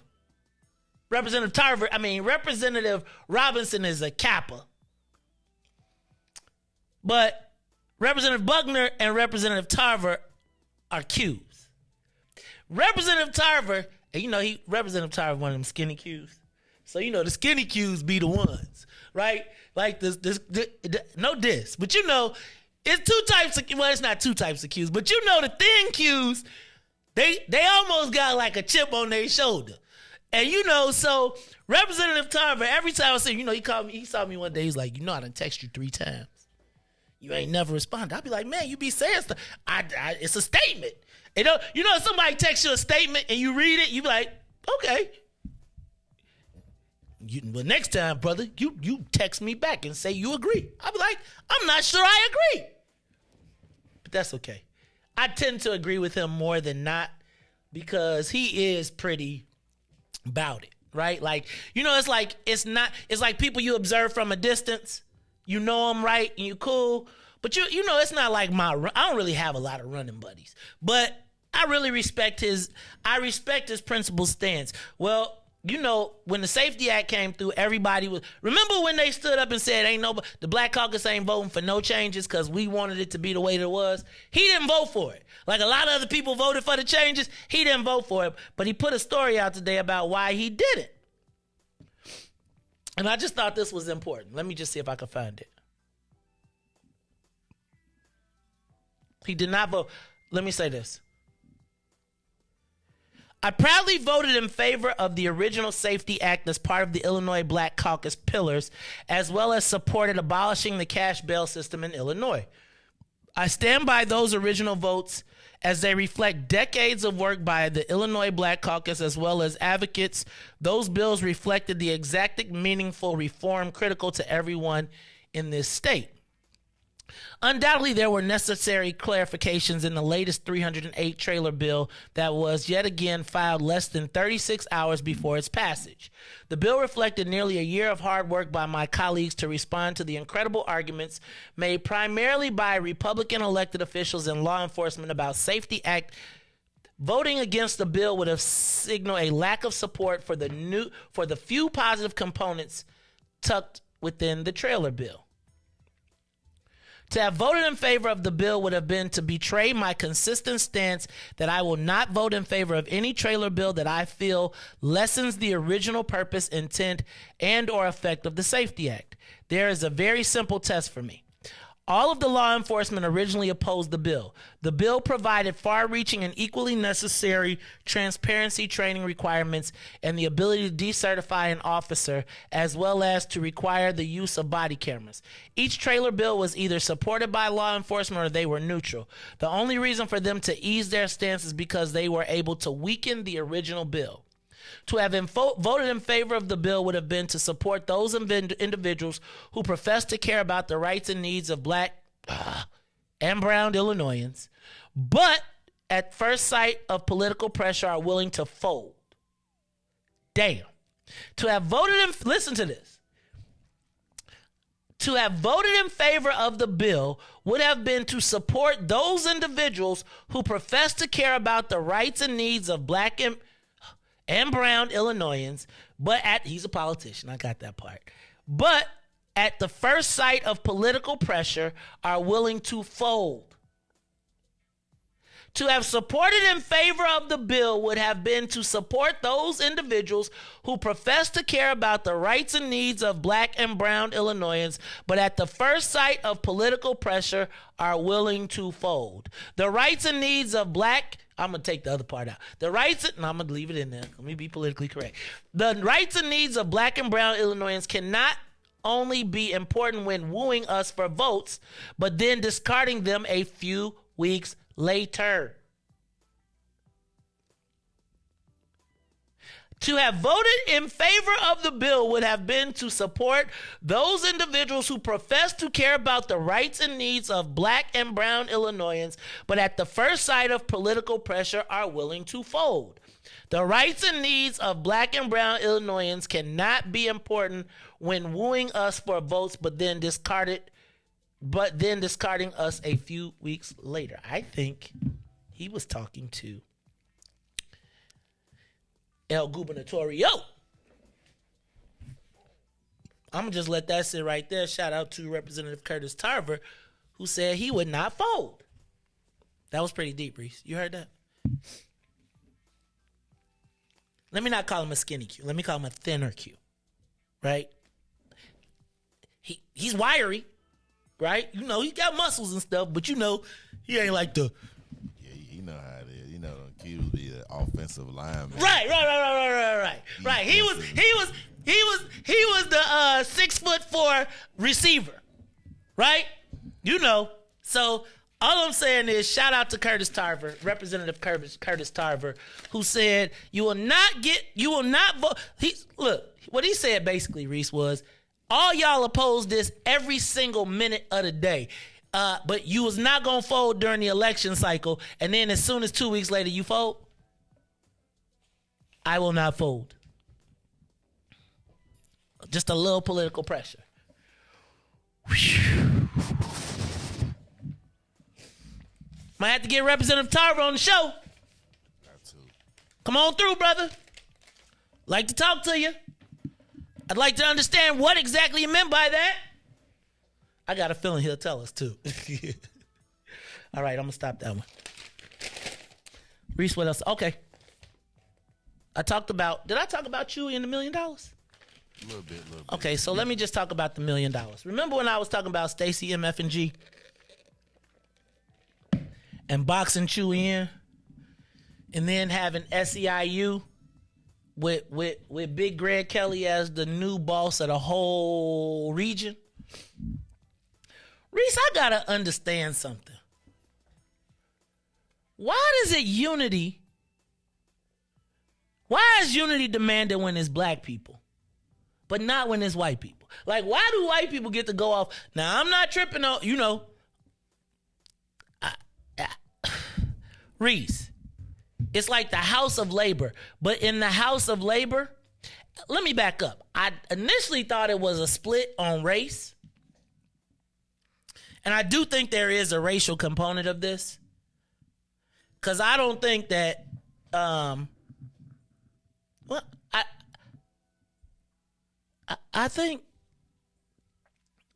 Riis, that Local 150 is the 800-pound gorilla in Illinois, labor beast in Illinois politics. Not only do they have money, but they will spend money for troops, resources. They have their own mail house.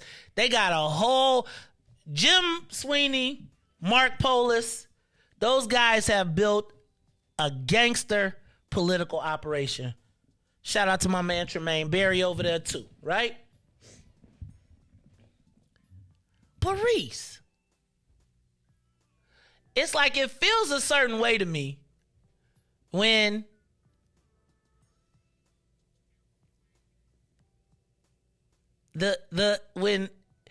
okay, so let's back up. I'm gonna start as CTU. I kind of see why people, like, why the traditional labor unions kind of don't line up with CTU, because CTU is way left. Purple hair, pink hair, like it's the way left white people and the black people that's left over. Plus Stacey MF&G, who is a G to the world.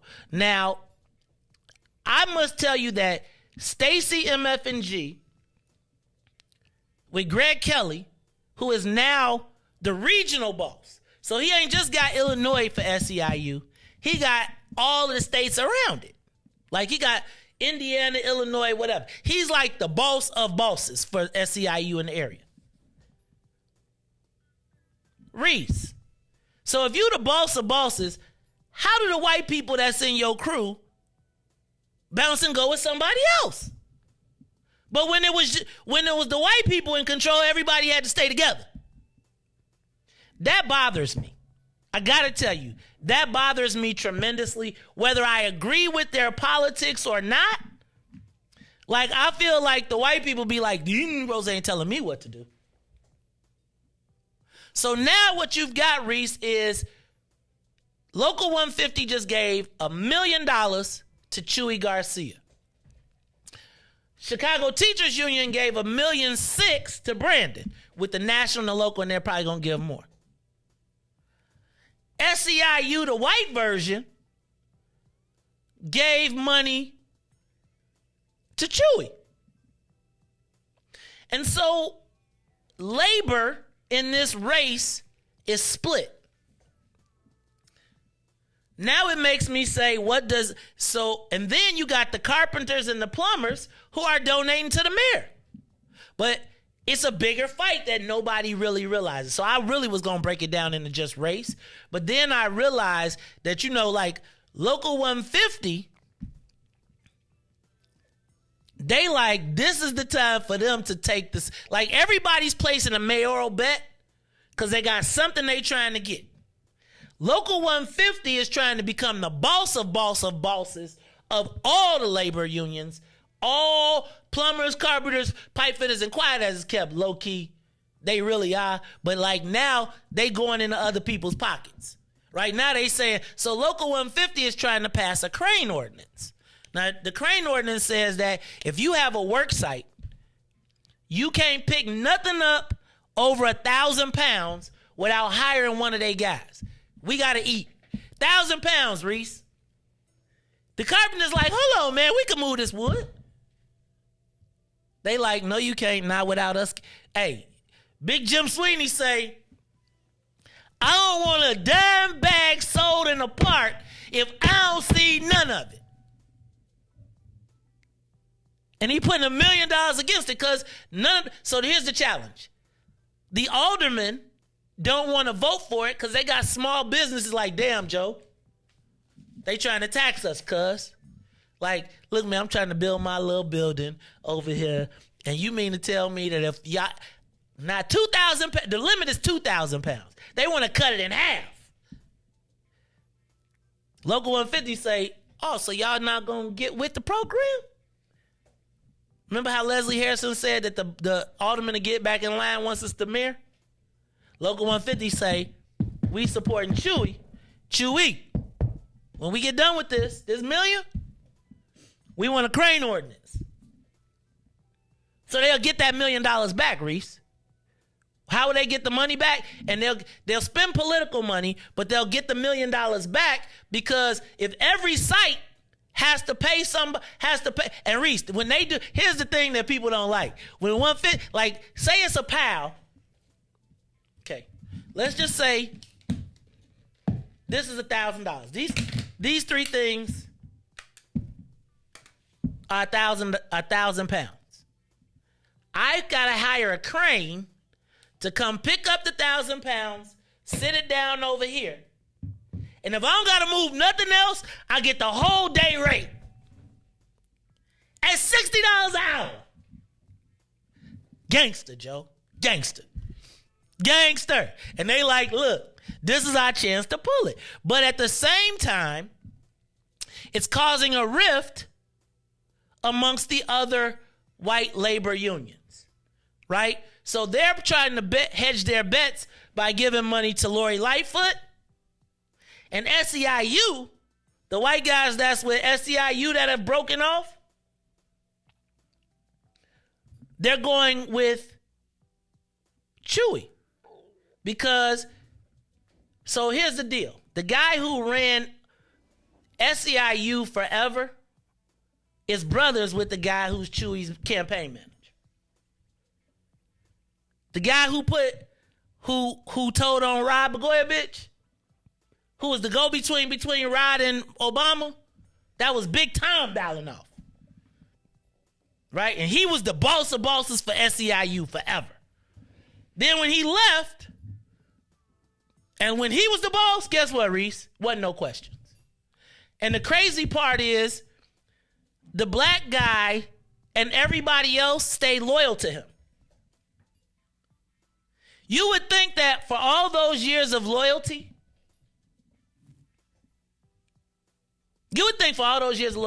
he'd call his brother up and say, look, man, those black people was the bank that was why we were in power all this time. Stick with them. They like, nah, ain't no job that a black man got that a white man feel responsible to honor. And I got to tell you, that bothers me just a little. Because they be running around like cowboys attacking black folks while still having black folks that they represent. And then, I don't even want to tell you about how they have people trying to gangbang, so then they out kind of, I want to talk about it a little bit later. But Riis, why is it that when the black man gets the top spot, the white folks feel like they ain't got to stay in line? What that nigga doing on an egg? So it's going to be interesting to watch how this thing unfolds, because you're going to have labor against labor against labor. Now, it's been a long time since they've endorsed, right? Since the Chicago Federation of Labor is endorsed. But I do think it's noteworthy that after years of loyalty, when the black people get to the top spot, they gotta watch they back from the people that they protected all these years. Always, man. Damn, Riis, that blows me. I must tell you, that blows me because I think my Stacy MF&G analogy started based on this thing of ours, this loyalty that we supposed to have with each other. But what I forgot, there is no law, rule, or anything that a black man has that white people are bound to respect. And I just need to say optically, not like I think right now Chewy is the front runner. And the people that broke with him are probably, let me say, they have a good chance of being at the top of the thing, and then it'll be worth it all if you win. But I do think it speaks volumes about just the way things are in Chicago for black people. Like, who disrespects the boss of 90,000 people? And be like, and y'all be at the same meetings. Riis, I say, and shout out to Greg, shout out to Candace, shout out to a lot of those people were at, a lot of the SEIU bosses was at Stephanie Coleman's event. So I got to see him. I didn't really have I had a longer conversation. But Riis, it was just the thought that the brother gets the regional council. Like, he the boss of all the people. And then he got a faction inside the mob that's like, we finna be renegades. How you deal with the renegades, Riis? How Chief supposed to deal with the renegades? Gotta cut them off. Gotta set an example, man. Gotta cut them off. I don't know if you cut them off, you cut them out. Same thing. You gotta, you gotta set an example. So you see what happened when you ain't with Chief? You don't eat. See, now they better know that they could beat Chief. Yeah, but then, then if Chief win again, then you be like, oh snap! Now you didn't bet on the wrong people, so they better be careful. Man, I feel like it might be better to sit it on down or do it alone, but don't be part of the mob. Be a renegade. Don't even. I don't know, man. I just think you gotta play both sides. You gotta be I'm Riis, but I'm just watching, and I just feel like this is me, Mays Jackson. I promise you, I'm not really tripping out because I don't have a horse in the race right now. But I do feel like I just feel like, don't y'all see how that look? Like, and they gonna all be talking about Harold Washington while dissing the black people. But it's okay, Riis. I'm gonna let it go because that's not my fight to have. It's not my fight to have. Riis, let's take a quick break. Then I'm gonna talk about this dispensary just a little bit. Then I noticed that Edie was in the paper for the dispensary. She was not in the paper for opening her dispensary though. How do you get to be so it was funny to me, bro, that for all the cannabis activists that we know have been trying to open up their stuff, that have been advocates for the biz, ain't none of them included in none of the opening spaces. I think they're getting taught you can ask what's in it for the black people, but nigga, it won't be you. Now, when we talk about this Ivy Hall, I'm going to let it... there's an Ivy Hall in New Jersey, which means that this is a multi-state operator. So a multi-state operator now has the first black-owned cannabis dispensary in Chicago where no black people but the black... So not black people that black people know. Like, Riis, if you open up a new weed spot, you're supposed to open up the weed spot. Shout out to Nikki... Shout out to Nikki Hayes. Shout out to Hannah from P2 Consulting. They got their license. It's supposed to be opening soon. But my premise is the one that the governor shows up to. Don't you think that if you smart, not smart. Let me not call it smart.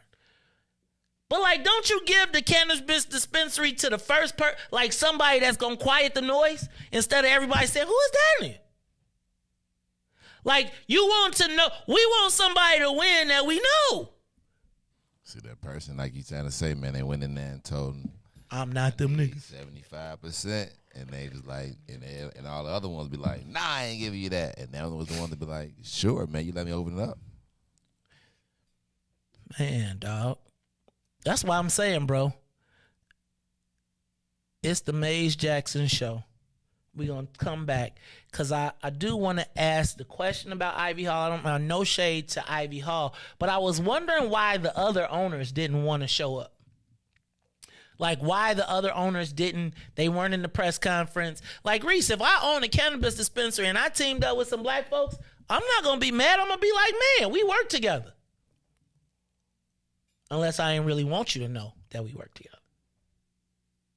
It's the Mays Jackson Show. But see, that's when you put the things in the paper. Then I start to hit Google, and then you be like, wait a minute. This ain't right. Then when I say, hold on, I told you there was a cartel. There's a cannabis cartel. Can we all agree that there is a cannabis cartel in Chicago? I believe you.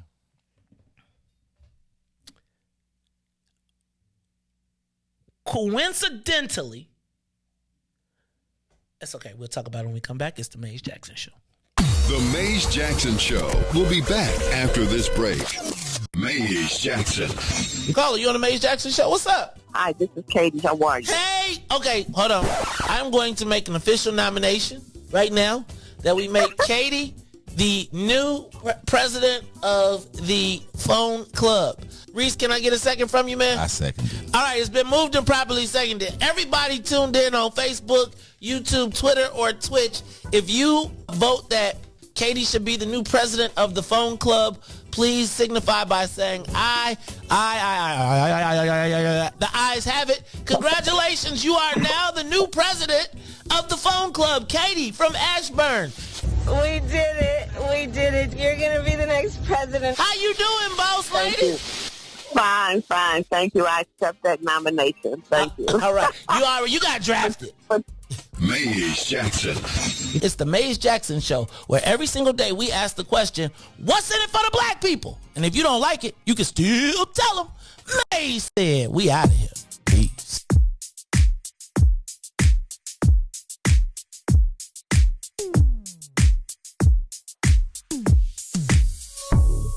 I don't know what you did, but you did it right. Girl, you make it look so easy. Everywhere you go, heads turning left and right. Can't say you a dime, you're a 20-piece. 'Cause girl, you're the reason I be acting funny. Everything in me telling me don't let you get away. And all the guys looking like they wanna love you. Every day I'm your bodyguard, not over my dead body. Why you gotta look so good? Why you gotta look so good? Why you gotta look so good? With your hair done, nails done, when you put that clone on. Why you gotta look so good? With your hair done, nails done, when you put that clone on, girl. Why you gotta look so good? I can look and see you're not an average chick. You're shutting it down everywhere you go. Girl, I want you as bad as I want a check. 'Cause you're sexy from head to toe. Girl, you're the reason I be acting funny. Everything in me telling me don't let you get away. And all the guys looking like they wanna love you. Every day I'm your bodyguard, not over my dead body. Why you gotta look so good? Why you gotta look so good? Why you gotta look so good? With your hair done, nails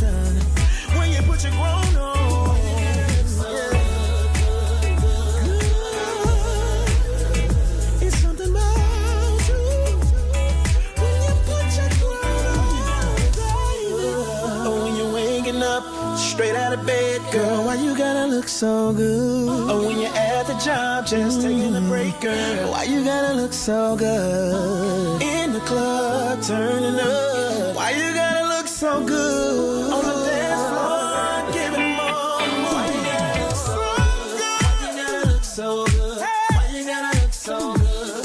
Girl, you know you be killing them when you be getting your own woman, no. Why you gotta look so good? With your hair done and your nails done, when you put they clothes on, girl, why you gotta look so good? You are listening to the Maze Jackson Show. I'm your host, Maze Jackson. Got my man DJ Riis the Rule on the ones and twos. Hey Riis, somebody said, I'm gonna read this. I be having shadow producers. They be cracking me up, man. Man, why y'all be texting me on this? Not if you ain't a shadow producer and you know I'm on the show in the morning, don't text me asking me questions until after the show. But hey, one of my friends said, gotta smoke the renegades because they gonna smoke you. In Cabrini as a kid, the renegade GD smoked the governor when he was like 7 or 8. Riis, you cannot let the renegades operate and be coming to the meetings. Hold on. So you know the renegades is at the... So hold on. Y'all renegades and y'all still be coming to service? Wait. We all looking at the east and you... Wait, you over there... What you gonna tell the... You gonna tell the folks in them that it's me? What service at while we all looking at the east? They got the wires on. Oh, dog. I just feel like...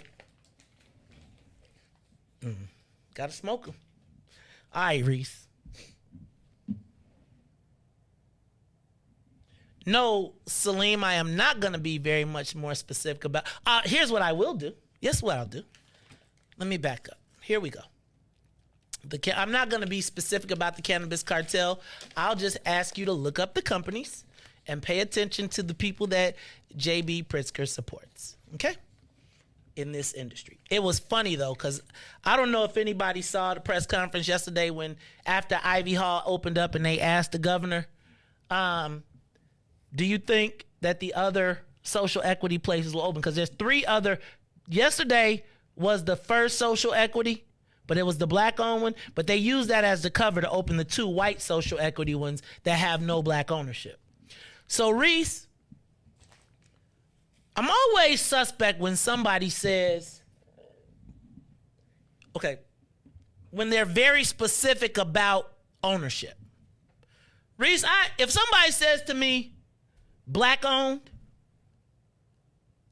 I leave it alone, right? If somebody says to me, majority black owned, I start to look, because who's the minority? Fair? Because if 65% of the company, I always think about this, so back up. So 65% of the case, and they were very specific about the percentages. 65% of Ivy Hall is owned by 2 black people. Riis, when I look around and I don't see no other black people that we know, like when you see something, you be like, who are these black people that, and I'm not purporting to say that I know anybody. I'm not purporting to say that I know anybody, everybody in Chicago. But I do have a sense, or at least the people that I know that are in the cannabis industry have a sense of who are the players. Yes or no? Yeah. So when I saw this, and quiet as kept, and again, I'm not tripping on the ownership of, I'm not tripping on the black people, and I'm super happy to see the people that brought it up. But Riis, so I saw the black people, I saw the press conference, but I kept saying, well, where are the people that own the other parts? And then I read the newspaper story, and they said they declined an interview, but they gave names. Now, Riis, part of cannabis is the publicity, so they gave me some names. Let me read you the names. Can you look them up, first of all? These names. Can you look these names up? Are they actual names? Okay. Huh?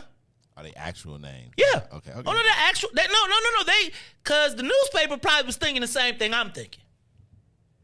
So it's Riis. First of all, they opened themselves up with the whole majority black owned instead of saying just black owned. They would have said black owned, put them people up there. I promise you, I'd have been like, I would have been probably talking smack to Kiana and Edie and being like, dang, what's it like to be like the nigga? Y'all down here with the Nelson. Not to say that they not, but you know, something was already froggy to me though, Riis. You know when it was froggy to me? When I saw the first press conference and there was no governor after all the ass kicking that they done took.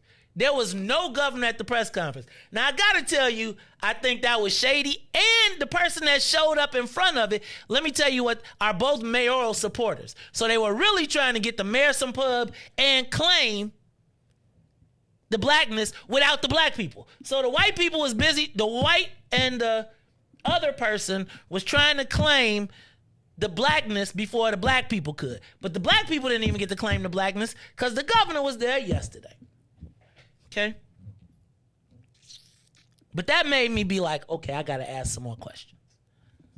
Whew. Then Riis, with the majority black owned, I said, so who's the minority?